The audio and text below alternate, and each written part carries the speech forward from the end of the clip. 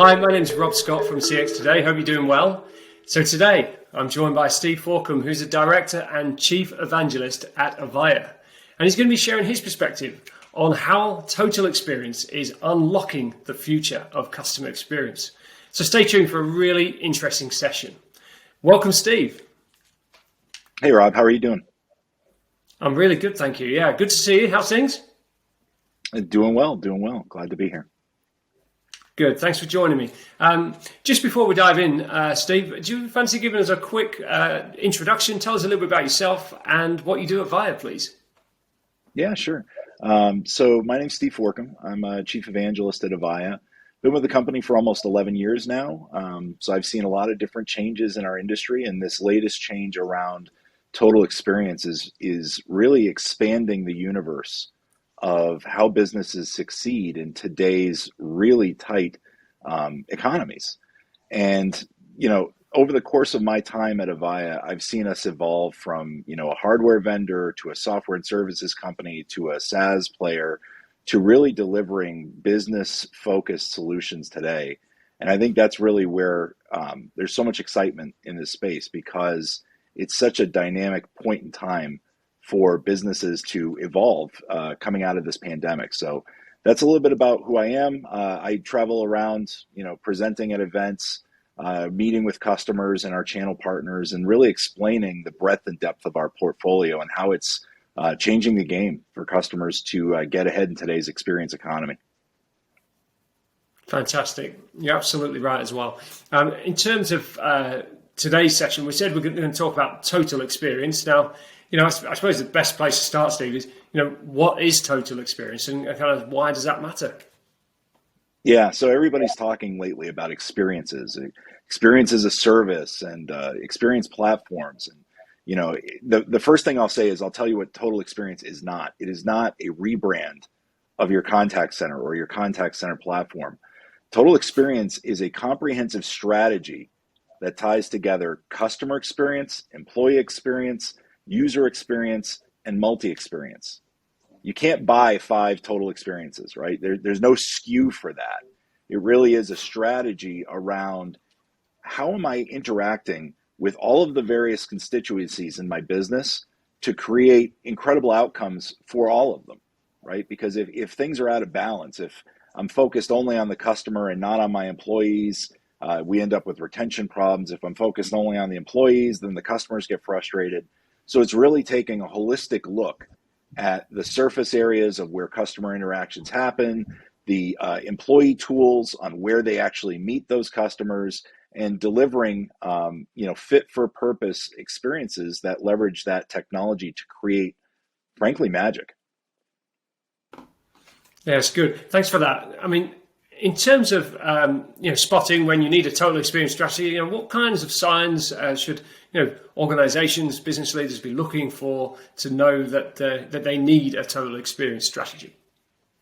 Yeah, and I think one of the signs is if you're looking and you're feeling out of balance, right? Like you're focused so far on your customers, you've got employee retention issues. In today's tight labor market, if you find that you're having a hard time keeping and attracting employees, that's a sign that you've got an issue around total experience.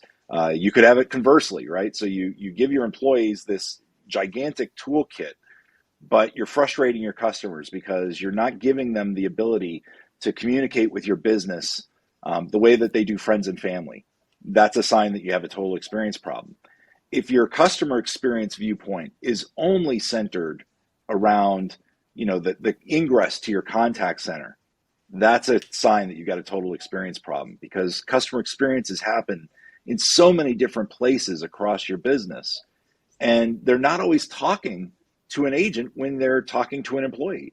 So take a look holistically and look for those trouble signs. Where am I having those issues? Am I really thriving in today's experience economy, or am I just treading water revenue-wise? All signs that we should have a talk and take a peek at, where are you out of balance and how can we restore some of that balance? Yeah, fantastic. And I've got a total experience problem. So what steps should I take to kind of execute a strategy? And how am I ultimately going to measure success with something like this? That's a great question. And I think, the first step is to really take a look and create a strategy, right? This isn't something you can just kind of buy your way out of, all right, well, I need to invest in the, communications platform we have. I need to move my infrastructure to the cloud because that's the magic wand.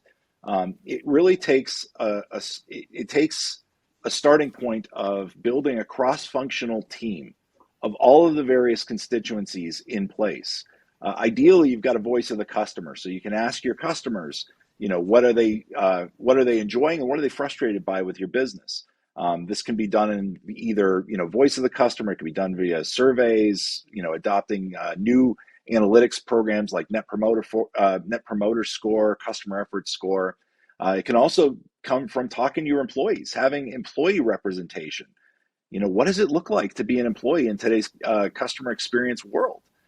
Your contact center agents, your frontline workers, because again, remember the surface area of where you're interacting with your customers has dramatically expanded. And a lot of times we don't see things like retail storefronts as a channel because, we're contact center focused. It's voice, it's video, it's chat, it's text. Look at all of the different areas where those interactions are happening and figure out, not only am I giving my customers the ability to interact, but am I empowering my employees, both in technology and in policy, to deliver those amazing outcomes. We talk about Net Promoter Score. If I ask you on a scale of 1 to 10, would you refer us to a friend, and you respond with anything 8 or below, I've failed. Well, sometimes you failed not because of the technology, but because you didn't empower your employees to go that step beyond and to over deliver for those customers. So having the right parties at the table to gather that information and to understand what's important to everyone, to look at the various ways that you're enabling your customers to come into your business. Are you turning on channels like voice, text messaging, social media messaging, video chat? In today's work from home environment as a result of the pandemic, increasingly we're working in asynchronous mode. It's not easy, especially with time zones and everything else, to get people on in real time. And that becomes even more acute when we talk about customer service. If today's everything customer is the yin and yang. They are, the Jekyll and Hyde. They want everything the way they want it, but they also want to be left alone to do what they want when they want to do that. When they have an issue, they want to talk to somebody right away, but they don't want that person to really go beyond what they were looking for until they expect them to go beyond. It's like a mind reading session, right? So creating a platform that gives people the ability to communicate on their terms at that moment in time, right? So we live in an asynchronous world increasingly. I want to start a conversation for support via a social media messenger, and I want you to get back to me instead of me wasting time waiting in queue and everything else, because this isn't necessarily something that's time sensitive or crucial. So you've got to build those types of channels into your organization. But you also have to have the realization that when something is time sensitive or crucial for me as a customer, I want to talk to an expert. And the voice experience, and now with video, those have to be just as enhanced and just as optimized as those social media connections. So taking a holistic look at your back-end platform to create these experiences, this is why we're moving to an experience platform world, is giving you the ability to move from a haphazard, like reactive, oh, my customers want to chat, so I'll set up a chat channel. Oh, my customers want to text message me, I'll have to set that up using some other different technology. Looking at the platform that you choose and finding one that gives you one set of doorways into your organization and one set of technologies and features that can be applied to no matter what happens through those doorways. And a platform that treats all of the users as a single constituency: customers, agents, knowledge workers, guest workers, temporary workers, even non-human devices like sensors, because increasingly we're using IoT sensors and artificial intelligence as a part of these customer experience touchpoints. Finding that platform that does all of those things, those are crucial to building out that total experience strategy, at least in my opinion. Yeah, I completely agree. There's so much happening in this space, and with the rise of digital, absolutely, all things need to be considered.